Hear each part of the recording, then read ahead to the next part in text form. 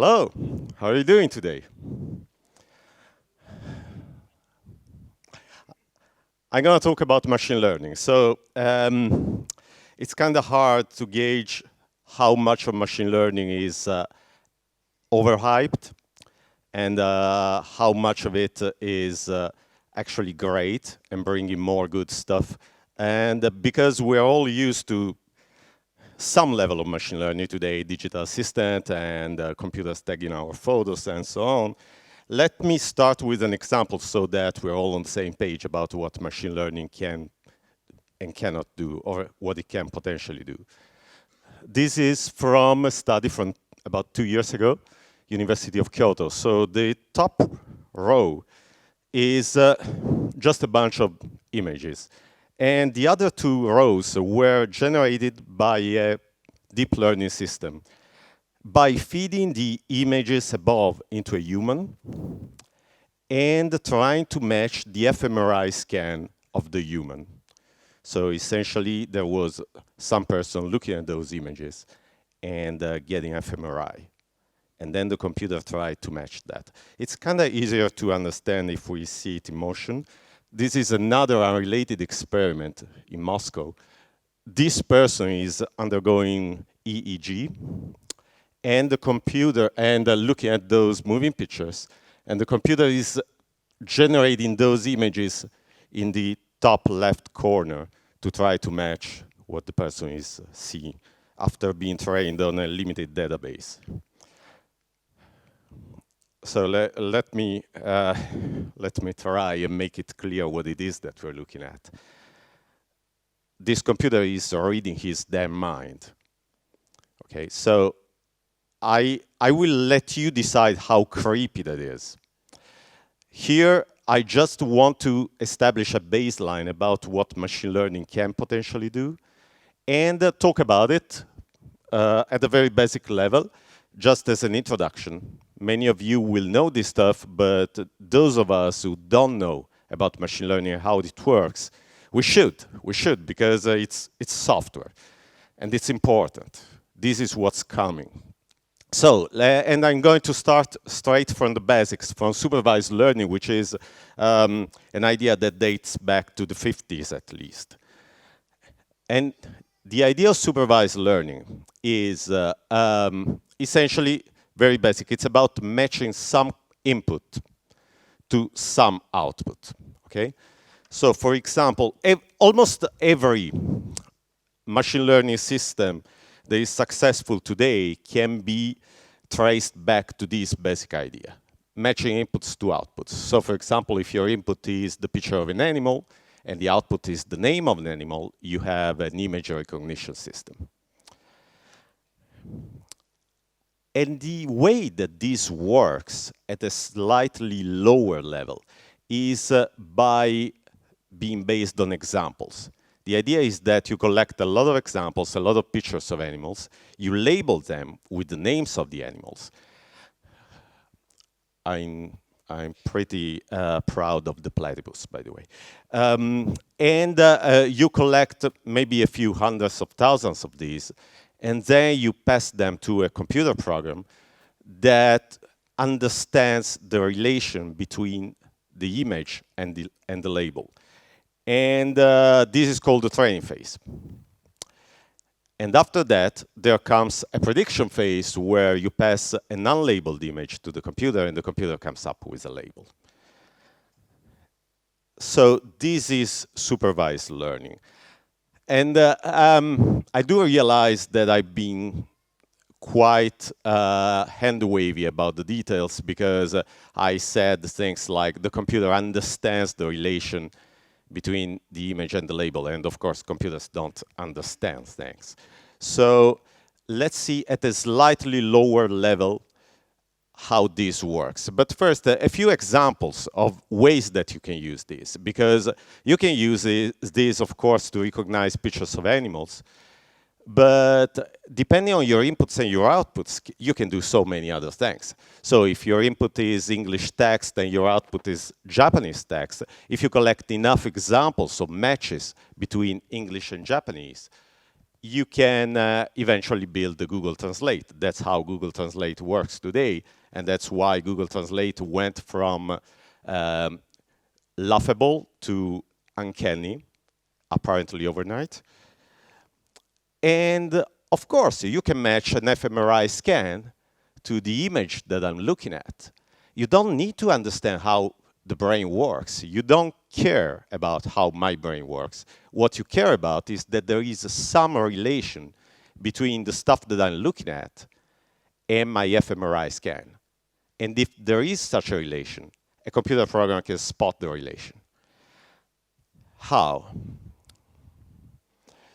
Here is a simpler example. Let's say that I have a solar panel on my roof and I want to predict how much power the solar panel is going to generate during the day. So your input is the time of day and your output is the generated power. And as ever, you collect examples, right? And you put these examples on this chart. So at regular or irregular intervals, I sample the output of my solar panel, and after a while, I get this cloud of examples. And the way that the computer understands the relation between these two things is by using something that's been used in statistics for a pretty long time. The idea is that you take something complicated, this cloud of points, you approximate it with something simple, like a function like this. And once you have the function, you can forget about the points. You can just use the function to predict, for example, how much power am I going to generate at 3 p.m. And that's going to be 260 kilowatts. So this is the idea, and this is going to be a refrain of sorts during this presentation. Supervised learning works by finding a function, a model, if you wish, that approximates the examples. Now let's go one level of detail deeper to see how we are supposed to find that model. Because we still don't know how to find it. We just assume that you can find it, but computers can't look at a cloud point and trace a line. So I'm going to start from the very basics here with linear regression, which is arguably the simplest model that you can find to approximate the examples. So here is another problem that we can try to solve. Let's say that I have a beach bar, and every day a boat comes by bringing tourists. And I know from the commander of the boat how many tourists are coming. And I want to calculate how many mojitos I'm going to sell. So there must be some relation between these two things, okay? And if I sample these two quantities for some time, I might come up with a cloud of points like this. And this is a particularly lucky combination because these points are mostly aligned, roughly aligned. So I can approximate them with a line like this. And the reason why a line is a good approximation is that, well, it's pretty simple. It's easy to implement. It's just this equation, which you might remember from high school. It's just two parameters, A and B. By the way, A measures the slope of the line, and B measures where the line crosses the vertical axis. But that doesn't really matter. All it matters for us is that with two parameters, we have a model, which means that when it comes time to make a prediction, assuming that we have this line, the prediction is just this Python code. It's a one-liner. So it takes X, a certain number of passengers, and then it takes a line, A and B, and from there, it gets the number of mojitos that I can expect to sell. How do I find the line in the first place, which is the topic we wanted to talk about? Well, the basic idea goes like this. Every line I can find is going to be wrong, right? It's an approximation. So one thing that I can do is I can take one point there, one example. For example, for 14 passengers, I happen to sell 32 mojitos. And then I can ask the line, what's its prediction? And I will find out that in general, this prediction is wrong by some margin, that orange thing up there. And if I average this error over all the examples, I get the error of the line. And now I can have an algorithm that finds the line by trying and minimizing this error. I'm not going into the details, but essentially I recast a vague problem, find something that approximates the point to a minimization problem. Just minimize this error.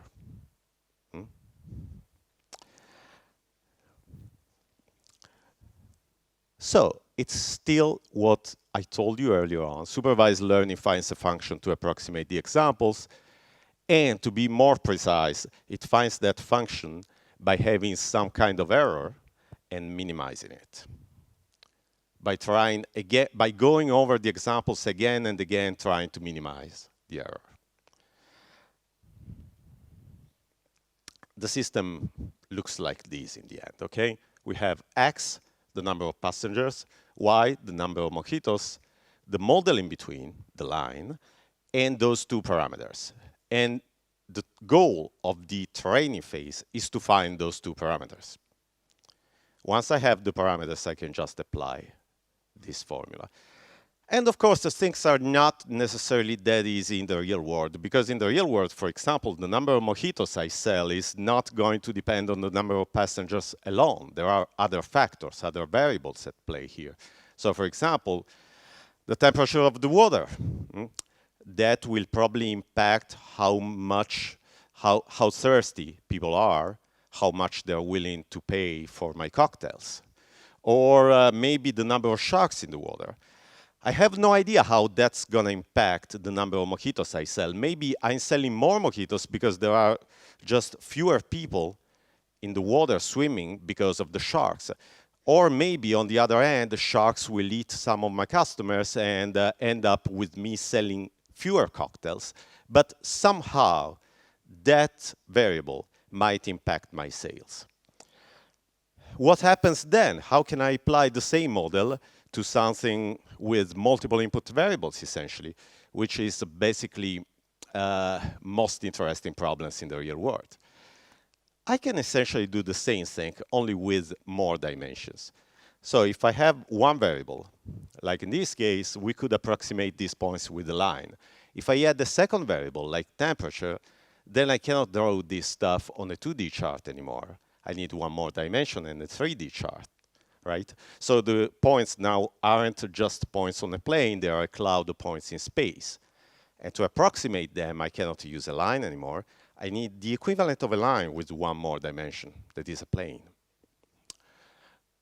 It has one more dimension and one more parameter, and now the system has to find these parameters by moving this plane in space to try and approximate these points. And I could go on. At this point, I cannot draw a picture anymore. If I add one more dimension, it would be a 4-dimensional space. But the idea is exactly the same. With one variable, I have a line. With two variables, I have a plane. With n variables, I have an n-dimensional linear shape, straight shape, if you wish. But it's still linear regression. It's still the same idea of minimizing the error of this thing and finding the shape that approximates the points. And once I find that shape, I can use it to make a prediction. So essentially, what happens is that I have multiple input variables. Those two parameters become more parameters. 3 in the case of a plane, 4 in the case of a hyperplane, and so on. So let's just call them W, which stands for weights, which is the correct term in the vocabulary of machine learning.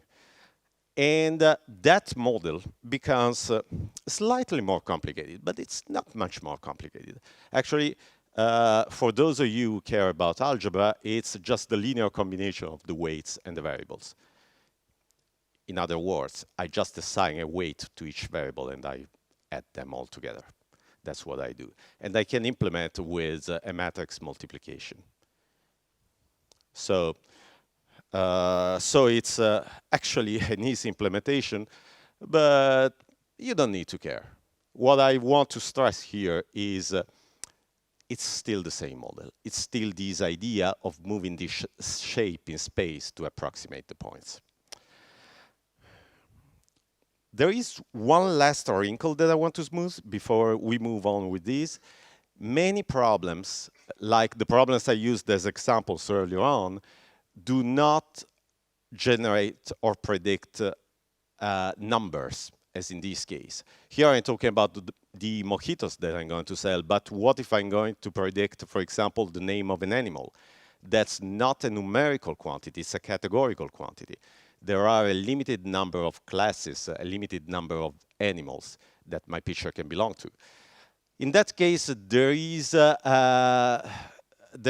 additional complication in my system, because let's come up with an example. I'm trying to predict whether my beach bar is going to break even, whether I'm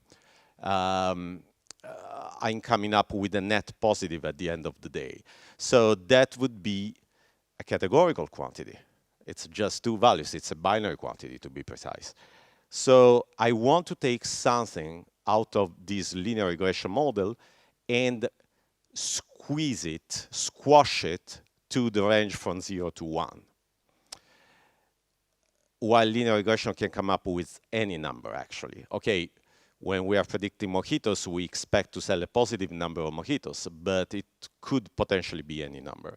So what I can do is to take this system here and to insert another component in there that essentially is there only to take this output and to squash it to the range from 0 to 1. So I will get a number here. I rush forward. I will get a number here from 0 to 1, and I can interpret that number as the likelihood that I'm going to break even in my bar. For example, if I get 0.8, that means I'm pretty likely to break even. I could read those as probabilities, actually. And now, believe it or not, I could do image recognition already. Because if I have the picture of an animal, here comes the duck, I can take this picture and squash it into a long line, a long row of pixels, and each pixel is one of those variables. And this is going to be a highly dimensional problem because I have one dimension per pixel, but who cares? It's still the same linear regression idea. And in the end, I'm going to use this thing and get a number that is the likelihood or the certainty of the system that this is a duck. And if I have multiple classes, multiple animals that I might want to predict, then I might use many of these, one for each class. So I have a cat detector, a duck detector, a dog detector. And each one of these is going to vote on the image and give me a certainty.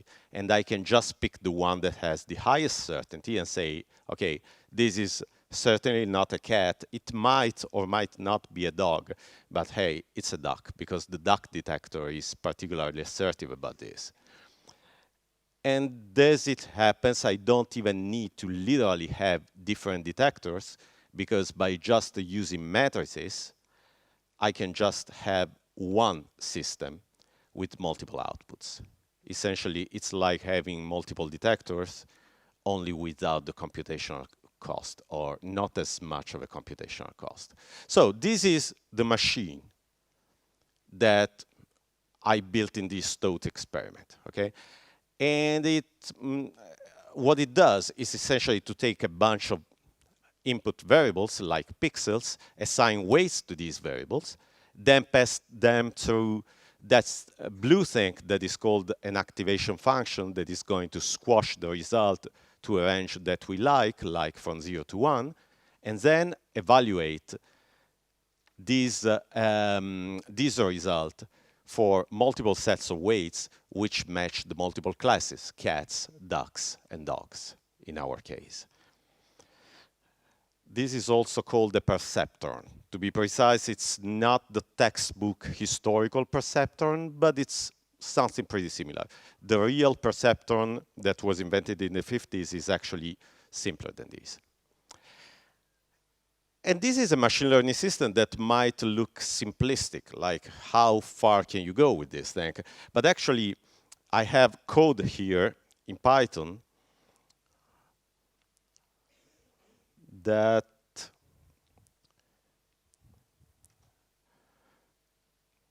does exactly this for a specific set of images that is called MNIST. Let me show you what MNIST looks like.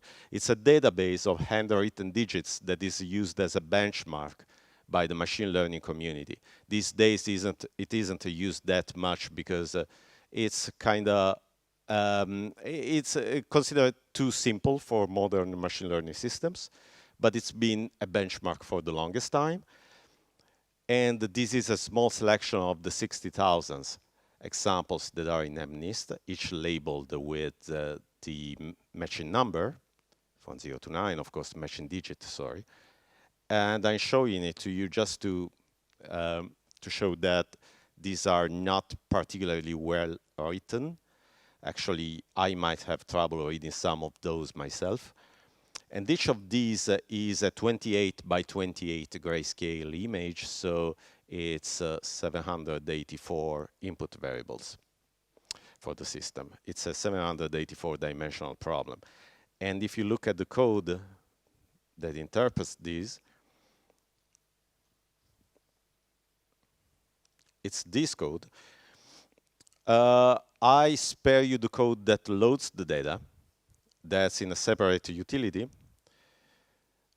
But the code that you see here is all that we need to do training and prediction. This is the training code. This is the code that minimizes the error. Loss is just another name for error. Sigmoid is the activation function, that blue thing that squashes the output of the combination to the 0 to 1 range. And the predict is the prediction code that applies the combination between weights and inputs, and with this line selects the input that gives us the maximum likelihood. And just by having this, actually, this is the long version. I tried to remove everything that wasn't strictly needed, and I was able to reduce this to 17 lines of code without even obfuscating it much. And I started this right before coming in. And the result, after a couple of minutes of training, was an over 90% match, which means that this seemingly harmless little system is able to identify digits with 90% accuracy, which is not too shabby. Of course, it's not what we want for a production system, but this is a handful of lines of Python code. We can do much better.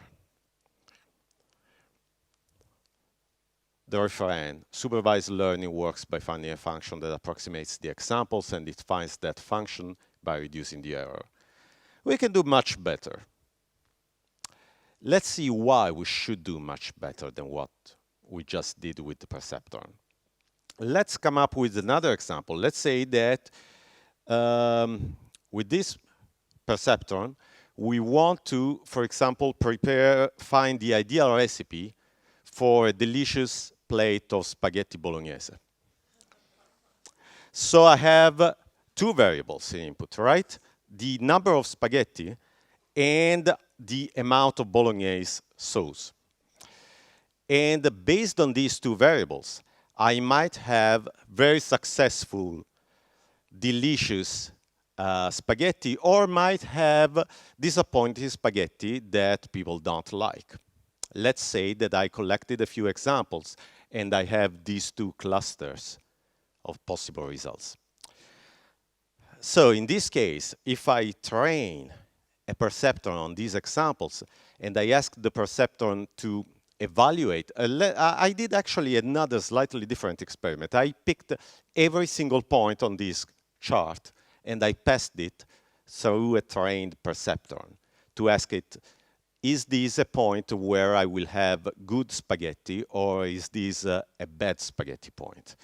And eventually, I generated this chart. Okay? There is some point where some border that separates, some boundary that separates good spaghetti from bad spaghetti. Unfortunately, things in the real world are more complicated than that, because spaghetti bolognese is a very delicate balance. I hope this isn't getting to YouTube. My family is going to ask me to change my surname.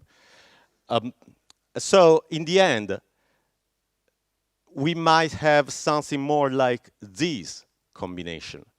of good and bad spaghetti, something more twisty, not as clean cut, not as clustery. And unfortunately, if I pass it through a perceptron, and I did, what you get is something like this. And you can see that the perceptron is struggling to separate the green and blue points, but this is the best it can do.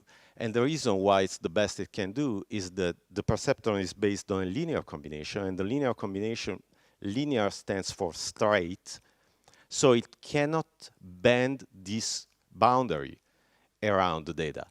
All it can do is to just trace a boundary that separates the maximum amount of blue points from the maximum amount of green points, and it's doing a decent job with what it has. But what we want is something that is more sophisticated than this. What we want is something that can contour the data. And as it happens, we've been knowing since the 60s that we can get that by essentially taking two perceptrons and smashing them together, so that the input of the second perceptron is the output of the first. And this is called a neural network. And if you pass the spaghetti data through the neural network, and I actually did. The data is, of course, fake, because spaghetti bolognese are disgusting. But apart from that, I actually did prepare the data and actually train a system on it. So after training the neural network, I got this, which is pretty nice. And if you have a neural network that is deeper, that is, you squash more perceptrons together, under certain conditions, you might get an even better contour that perfectly and cleanly divides these two categories, these two classes of points. I'm approximating here. Actually, even a very shallow neural network might do that under certain conditions, but in practice, what you usually want, for a number of reasons that I unfortunately cannot go into, is a deeper neural network. But it still works exactly like before the refrain, right? We are finding a function, in this case, a more twisty, bendy function that approximates the data. And we find that function by starting essentially with some function, parameterized pretty much randomly, and changing those parameters until we approximate the data iteratively. It's the same thing. I'm stressing this because now we're getting into the magical part of deep learning. And now we can see a definition of deep learning.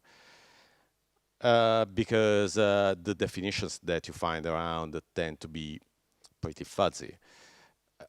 So I have to come up with a definition of my own, which might or might not match other people's. But what I would say deep learning is very deep neural networks first. Because in general, the deeper, the better. Training very deep neural networks has proven very hard historically. Actually, there were tens of years during which people studying neural networks were almost nearly outcasts in the academic community, because many believed that you cannot train deep neural networks. Then the algorithms came up, and today we can. And this is part of the reason why this thing exploded. So that's the first point, neural networks with many layers. Another part of the reason why this happened is data. If you have a deep neural network that is very powerful, you need a boatload of data to train it. And we didn't have all this data until a few years ago. And today we do. I mean, I don't, but Google do. The Google and Facebooks of the world do. So Google does have enough data to train these gigantic neural networks, and they have the data because we are giving them the data for free. So what they are doing is getting at the forefront of modern AI. And the same happened with Facebook. Facebook apparently, if we have to credit internal reports, had a watershed moment when they started allowing people to tag photos. Because at that moment, we started training their networks, essentially, by tagging our own photos. Finally, it wouldn't be deep learning if we didn't also have some kind of specialized network architecture, because the neural network I showed you before is the basic layout of a neural network, but networks get so much better once they start having awareness of what kind of data it is that they are operating onto. So for example, if a network is dealing with text, it will probably need a different architecture and different connections than a neural network dealing with images, because text has a different shape inherently. It's more like a string, while an image has a geometric shape. So actually there is a lot of architecture in it. And the reason why I'm getting excited by this as an engineer and a programmer, as opposed to a researcher, which I'm not, is that we are starting to see a lot of engineering in neural networks. But in a way, my gut feeling, don't quote me on this, but I have a feeling that the research community isn't realizing how much engineering is happening in their field. They just basically don't care that much. They're focusing on other things. And what's happening is that these ideas are becoming more and more building bricks for other ideas that are amazing. And there is a lot of space now for amazing ideas. So this is what deep learning is, and I still have a few minutes, right? So, amazing idea, just to close with one of these. This is an idea from, I think, 3 years ago, for generative adversarial networks, also shortened as GANs. And the idea goes like this, and it's just one example that is particularly exciting in my opinion, and it gives you the idea of how much these concepts can be assembled to create something new and novel. Here is how a generative adversarial network works. Let's say that you have a network that recognizes pictures of horses, okay? So you have a horse discriminator that takes horses and animals or other things that are not horses, and it says, this is a horse, this is not. And of course, remember how this works by minimizing an error. And the error in this case is, you said that this would be a horse, it's an aardvark, or the other way around. So that's the error that we want to minimize. And by training the system to minimize that error, we will eventually get pretty robust horse recognition. Now, let's have another network here. And this other network, let's call it the horse generator. I will move around a bit so that everybody can see. Is going to take a different input. It's going to take a random input. It doesn't matter really. Random data, noise, randomly generated. But it's still a neural network. It takes this random crap and it applies weights to it. And it outputs something. And of course, in the very beginning, it outputs something that is just white noise, essentially. And we can interpret it as an image. So it's something that is trying to optimize what? This is the crucial idea. Let's take the output of the second and feed it into the first.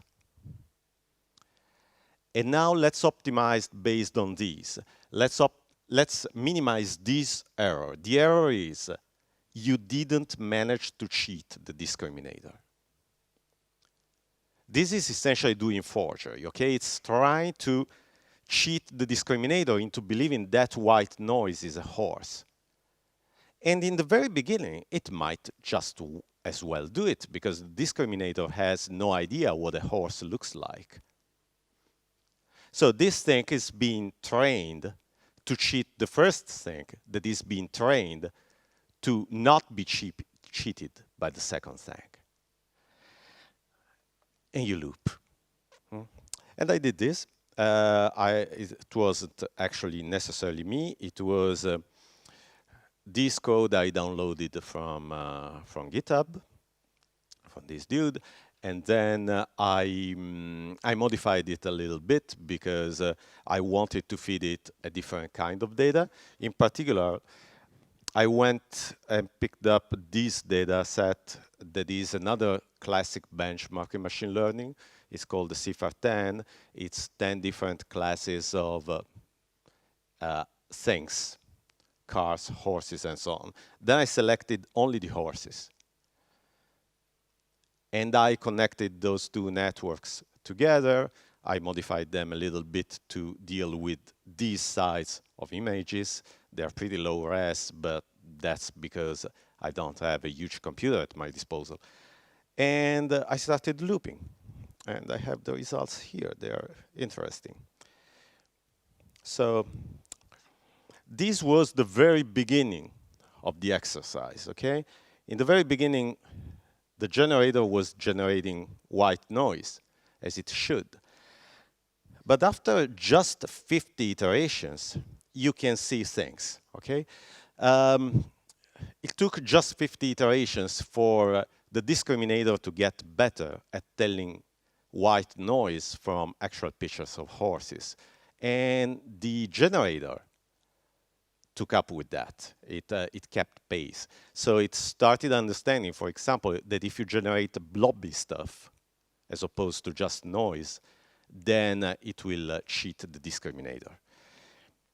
This went on for a while, this race. There is an interesting change around iteration 150 when the generator is starting to generate better blobs, and then, this was good.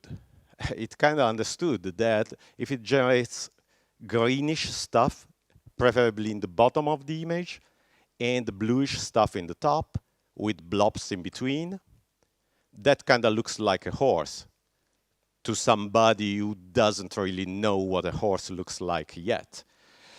And then it goes on and on for a while, and I will cut straight to the chase. After 1 million iterations, is that 1 million? It's actually, yeah. After 1 million iteration, well, I don't know what you think, but these are damn horses. I mean, okay, some of these are better than others, okay? And if you look them up close, they do look weird, I have to admit, but boy, this is pretty amazing. And this was done on my Mac overnight. So I woke up in the morning to these things. But if you do it properly with a better algorithm and a better computer, you might have seen this site, which is called "This Person Does Not Exist." And guess what? This person does not exist. It's been generated exactly the same way that I showed you, only with better algorithms, and of course with algorithms that are particularly attuned to working with images. Yeah, you are noticing the details. They're wrong. Do you know why the details are wrong? It's weird. It's creepy there in the bottom. The problem is that if you have a bazillion of human faces, there are invariants in there, right? Most people have 2 eyes and so on and so forth. But the context is too variable. There are just too many things that might happen on the edges of the image. So the algorithm usually is pretty good at generating the big picture. But then, I mean, look at this guy's hat. It's not going to win. And this hat is actually pretty believable. What really shocks me is the consistency, the internal consistency of these people. They are like, if they have black hair, they tend to have dark eyes, you know, like most people. And, you know, this guy,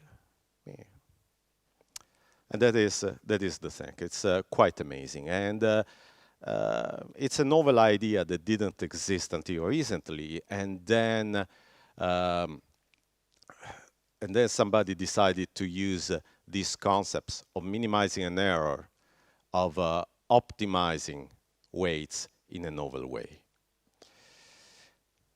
Amazing. This is a book that I wrote. I'm finishing it right now, and I'm in full crunch mode. So if you are interested in this same stuff that I talked about, only at a much, much deeper level, you might use 300 pages of this. And that's it. Thank you. This is subliminal. Huh?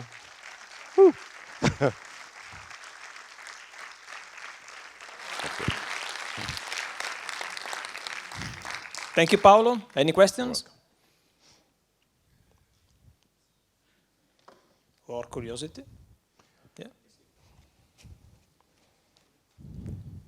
So I really liked the first part of the conference where you said most of the things are hypes on machine learning. There's a lot of that. And based on that, I will just, what did Charlie think about this new hype on deep reinforcement learning? What, on deep reinforcement learning. Deep reinforcement learning, just to give some context to everybody, I talked about supervised learning. The other big flavor of machine learning today is reinforcement learning, which is based on a slightly different approach. Instead of having a lot of examples, you essentially let the computer do something random and you reward good behavior and you punish bad behavior, just to wrap it up. And you do it many, many times until the computer eventually learns to, I don't know, play all the Atari VCS games with superhuman skill. That's the textbook example. What I do think, I think it's pretty amazing. I do think that right now nobody knows where this is going. So it would be, I would make a fool of myself by hazarding any prediction about the future and how much of this is going to be hype and how much of this is going to be changing our life. Actually, nobody knows. For sure, what we are seeing here are some pretty amazing results. The field where this seems to be going somewhere, in particular, is robotics. Because if you have a robot that learns somehow like us by trial and error, that seems to be more robust in the long term than a robot that has been coded to do something. How much more robust, we don't know. We might never know because one of the first things that we are teaching robots to do is to kill us. So that might be the last thing we do. Thank you, Paolo. Time is over.